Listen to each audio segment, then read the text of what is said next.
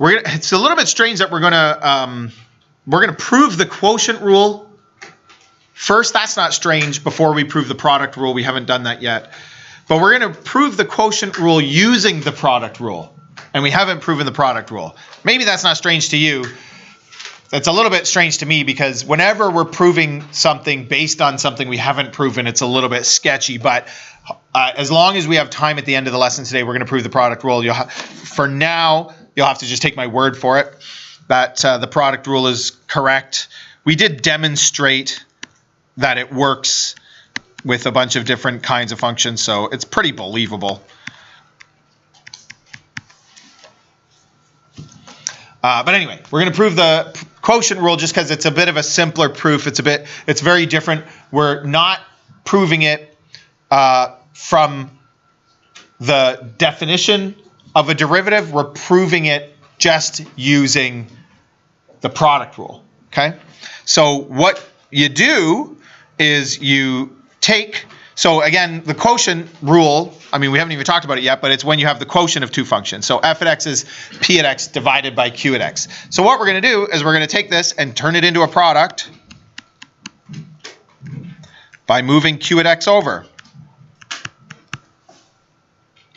Then we'll use the product rule to take the derivative, which is for those of you who weren't here yesterday, here's your quick lesson on what the product rule is.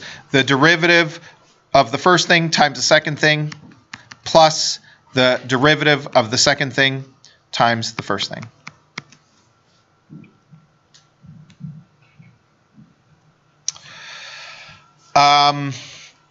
And I will say this, this was another problem with the learning goal that mistake that people made was the learning goal from yesterday was a quotient of two things, and people just did the derivative of the top over the derivative of the bottom, and that is not what the quotient rule is. Just like yesterday, people would think, I'm going to write this down again, you probably shouldn't write it down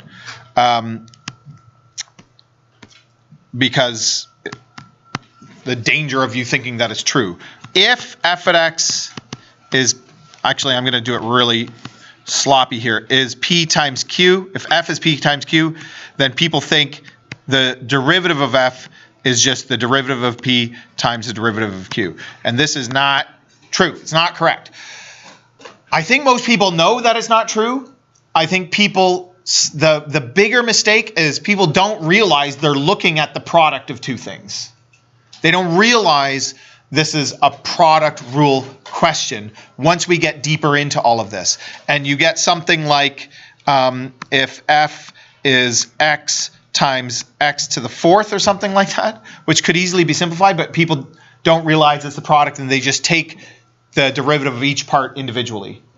Okay, but that would be wrong, right, in this case. So be careful of that. It's exactly the same for, you just got to remember it's more complicated when you're taking the derivative of a product or a quotient, and you really just have to, I guess, practice enough that you recognize when something is the product. We'll talk a bit more about that today. Actually, there's some really nice examples that will highlight that, but you really just gotta get to a point where you recognize what you're looking at. Okay, and again, it's just a matter of practice. There's really no rule about it. It's a bit of an art, and it just takes some time to get there. And as I said, the same is true for quotients. You can never just take the derivative of the top over the derivative of the bottom. Like, that's just not a thing. Okay, and we'll see what the actual rule is momentarily. So what we actually started out here wanting to know was what's the derivative of f, because that was the thing that was a quotient. So all we have to do is take this thing and isolate f and sort of replace a couple of things, isolate f prime, replace a couple of things to put it in a form that we can use. So I am going to sort of flip sides here, f prime at x times q at x equals p prime minus q prime times f. So I sort of flipped sides, but I also moved this to the other side, subtracted it, because I'm working towards isolating for f prime, because then we'll have something that is the derivative of f. That's what we That's what we wanted. That's what we were starting with. We want everything to be in terms. It doesn't have to. Not everything in mathematics works this way, but in this case it will. We want it to be in terms of P and Q. So I'm going to replace f at x with P at x over Q at x. That's just what we let f be originally. Then I'm going to get a common denominator of Q at x. So this is going to be P prime times Q over Q minus Q prime times P over Q. Of course, we could have actually put those together in the same step, but just for clarity, I'm writing it out twice.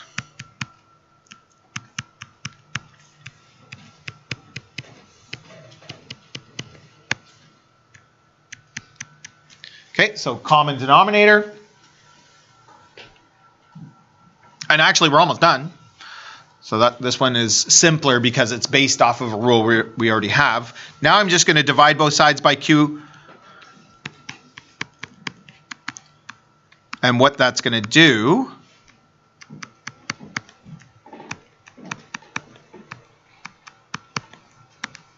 is give me Q at x on the bottom all squared.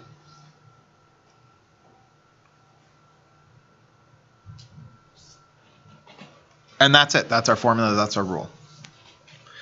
The derivative of the top times the bottom minus the derivative of the bottom times the top all over the bottom squared. So I am going to rewrite this.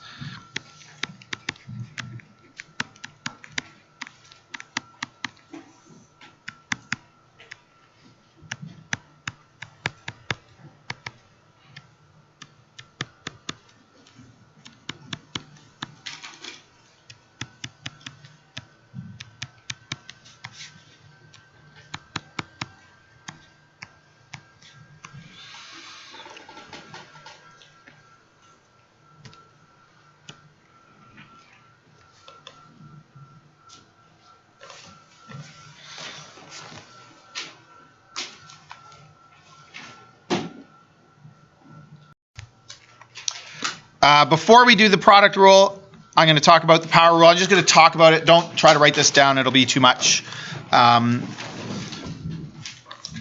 There's some nice parts about it, but it is a little bit trickier than the other ones that we do. It's a little bit different. It's similar in that I start with the definition of the derivative, as you can see here. But the hard part is the power rule is just this. If my function is x to the n, then the derivative is n times x to the n minus 1. Okay, so that's something we're already very familiar with. I think I said this on the day, like this is something that everybody's good at, everybody will get, and you'll probably remember for the rest of your life. But this is the tricky part right here. When I sub in after doing the definition of a derivative, I get x plus h to the n. How do I expand x plus h to the n? I mean, if it was x plus h, or a plus b in this case, squared, we can do that. A squared plus 2ab plus b squared. But if this is an n, how do I do it? So we can notice the pattern of what we call binomial expansion. And you did this in grade 11. You probably, at least if you took it at this school, you would have talked about this. So we have to use Pascal's triangle. Actually, it kind of isn't all that. We don't need all of the coefficients, but this is how you would do it. For our proof, we could kind of cheat and ignore some more, but anyway, to be perfect, we would include it. So Pascal's triangle just gives us the coefficients, or part of the coefficient, when we do a binomial expansion. So you just remember you're adding the two numbers above to get the next number. So 4 and 6 gives me 10, 5 and 10 gives me 15. And if I did this all the way to level 6, if I wanted to do a plus b to the 6, the patterns, notice the coefficients, 1, 6, 15, 20, 15, 6, and 1 come from Pascal's triangle. And then notice that the exponents of a start at 6 and descend 6, 5, 4, 3, 2, 1, and then 0. This has a to the 0 in it. And the exponents of b increase. They ascend. So b to the 0, b to the 1, 2, 3, 4, 5, 6. Those are the patterns that we need to know. Again, you can look back at this more carefully later if you want to. So what if I'm expanding a binomial to the n? Well, I end up with this first term x to the n. That's really important. And that's fairly easy to follow. Okay? And I end with this exponent h to the n. That's like the b squared kind of thing, right? And then this is this part, minus x to the n, right? That's the last term on top isn't part of the binomial expansion. It's just the minus x to the n. The middle part would come from the Pascal's triangle, but the coefficient of the first term here, or the second term, would be n. And then, like I said, the exponents descend. So n minus 1 times h to the 1, and then it would be some other number that we don't care about. So I called it k, but it's like, who cares what it is, okay? So it'd be k, n minus 2, h squared. You'd have a whole bunch more, because who knows what n is. And then you end up with h to the n minus 1, h to the, or n minus 2, n minus 1, h to the n. They have a variety of coefficients that we don't care about, okay? Because what happens is, I've got a positive x to the n and a negative x to the n. They're gone. Every other term has an h in it. We already know that has to happen. When I factor the h out, this was the only term that had a single h. The next one's h squared, and the other ones all have more h's. H cubed, h to the fourth, h whatever. So this term, when I factor out h, is the only one that no longer has an h. When they cancel, and I'm left with this limit statement, and I can sub 0 in for h, all of them are gone because they all have an h in them except for this first one, and there you have it. That's our solution. This simple idea and simple thing of, the derivative of 3x squared is 6x has a pretty complex proof. But anyway, that's a very quick run through of it. It's really nice. There's something about it, I think, that because it's so abstract, maybe it's a nice one, but it's a tricky one. We already looked at constant, multiple, and we looked at sum. The difference rule, as I said, I wanted you to look at on your own. Now we're going to look at the proof of the product rule. You can write this down now, or you can just follow along and write it down later. And I'll remind you, the product rule is not intuitive. It's not just the product of the derivatives.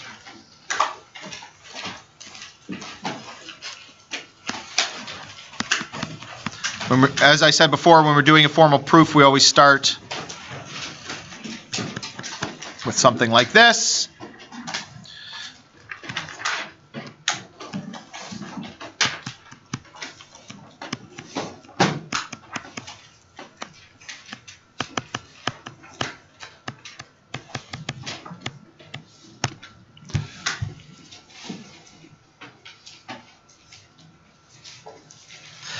And we start with the definition of a derivative. The limit as h approaches 0 of f at x plus h minus f at x all over h.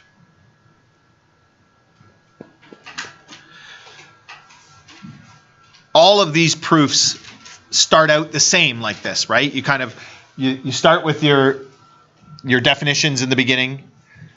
You write out the formula for the definition of derivative. Then we just use function notation to sub in, which is not trivial. If you didn't practice these proofs a little bit and you tried to do it for the first time on the quiz, I can't tell you how many people I've seen thought they knew what to do, but they never even wrote it out once on their own. And they get to the quiz, they're like, oh, actually, turns out I can't do this proof. So write it out once or twice at least. And not just copy it from a paper. Try to do it from memory. You know what I mean? This is a lockdown drill. Oh, shoot, I forgot about the lockdown. This is a... All right, so finish our proof of the product rule. Okay, so this is just like I was saying, using function notation to sub in here. So this is going to be p at x plus h times q at x plus h minus p at x times q at x. I don't think we're going to get this all the way done before the bell rings, but. And then there's a few tricky parts of this proof. You'll notice that it's quite a bit trickier than the other ones that we've done so far. But this is the first part. You need to know, it would be really tricky if you were trying to figure this out by yourself, that there is a thing that we add and subtract. We're actually going to start with the subtracting part.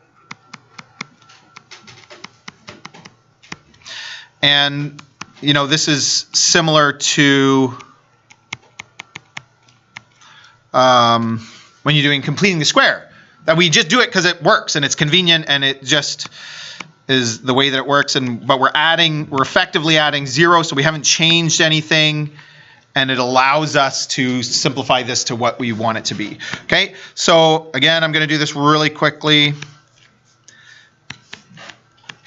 I'm actually going to do two things. So I'm going to separate this into two fractions, and I'm going to common factor each part.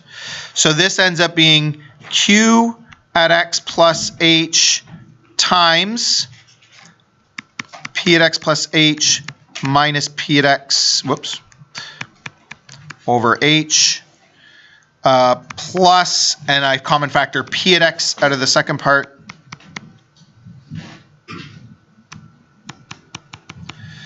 And you can already start to see this developing. I'd really like to show that in two different steps because I used a limit property there, not to do the factoring, but to, oh no, actually we haven't yet, it's the next step. So, okay, that's good. We're good. Next step, we're going to use next two steps, we're going to use limit property. But I can already start to see it developing where that expression looks, it's not yet because it needs to be isolated a bit more, but it looks like it's developing into the derivative of p, and this looks like the derivative of q. So you can see why we're doing what we're doing. So then, and I need brackets around the whole thing because right now it's the limit of the whole thing. This becomes the limit as h approaches 0. Okay, so I'll finish this and put it up. We're going to get caught here. Plus the limit as h approaches 0 of each individual part. That's from limit property 3. Maybe Ibrahim, please come to the main office. The next step, I'll walk you through it. We'll talk about it. Maybe we'll pick it up again tomorrow. But the next step would be I actually have to separate the products of, because this is the product of two things. I separate it into two limits. Halima.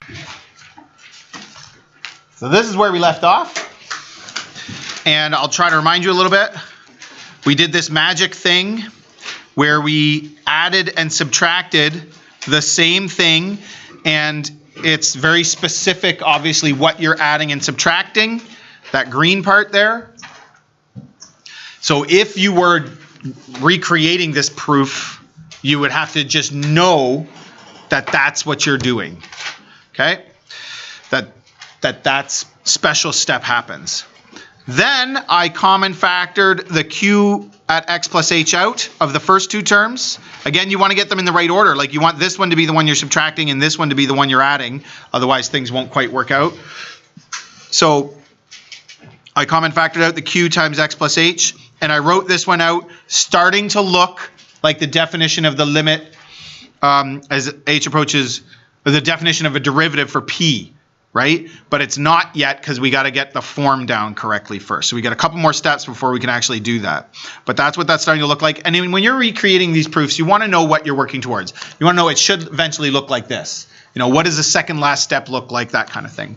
And then in this pair, I common factored out p at x, and I'm left with something that looks a lot like q. Then we use limit property number 3.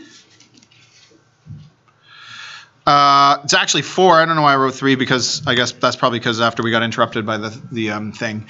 So it should be limit property 4, where if you're doing the sum, the limit of the sum of functions, it's the sum of the limit of both functions. Okay, so this should be limit property 4.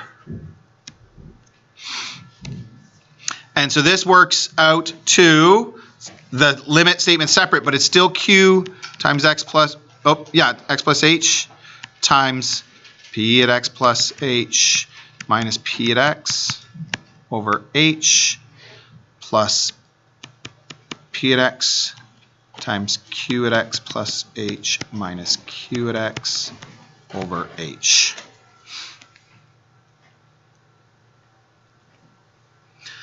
And this is where I think some people take it for granted, where they can just start like replacing things, but you really can't until you've got the full limit statement written exactly perfectly, no skipping steps. So there's one thing left to do, and we're going to use limit property 5, and notice what that says. The product, the limit of the product of two functions is the product of the limits of those two functions as x approaches a or whatever it is, right? So this is similar to limit property 4, but that was for sums and differences, and this is for the products. It's also true for quotients, which makes sense, and interestingly, it's also true for exponents. So there's a lot of things about limits that match our intuition.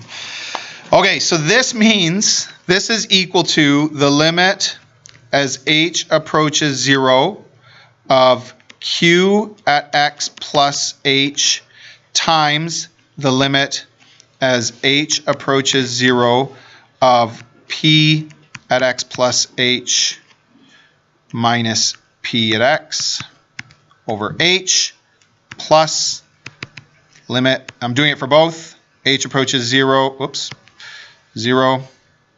of p at x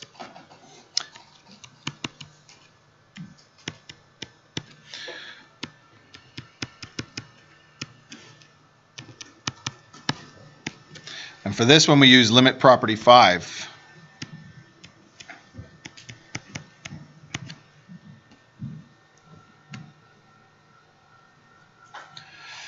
Is that good? Now, this is what I'm trying to say. This is now p prime because it's all by itself. Limit as h approaches 0 of that difference quotient formula. This is p prime. But this isn't. We know it's going to be, but it's not yet. So you've got to have it written like this before you can substitute. So that's going to be p prime. That's going to be q prime. The same thing, I've written it out properly, the definition of the derivative of q. What is the limit as h approaches 0 of q at x plus h?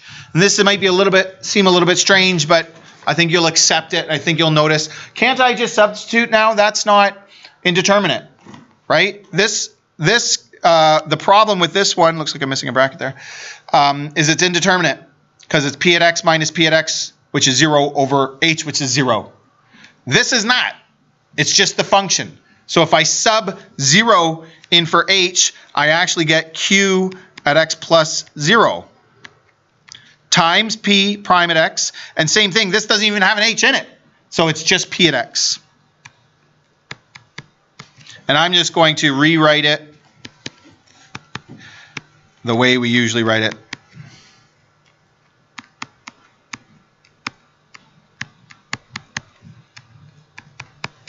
And we're done. Your formal proof should include your therefore statement. If f at x equals p at x times q at x, then f prime is p prime times q plus q prime times p.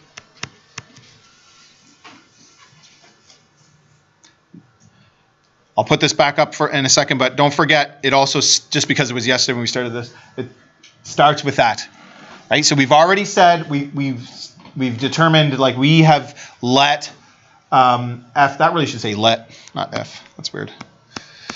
Let f at x equal p times q, where p and q are differentiable. Necessary, first line, start with the formula, substitute, magic happens, lots of trickery. We end up with that, and then we make our final concluding statement.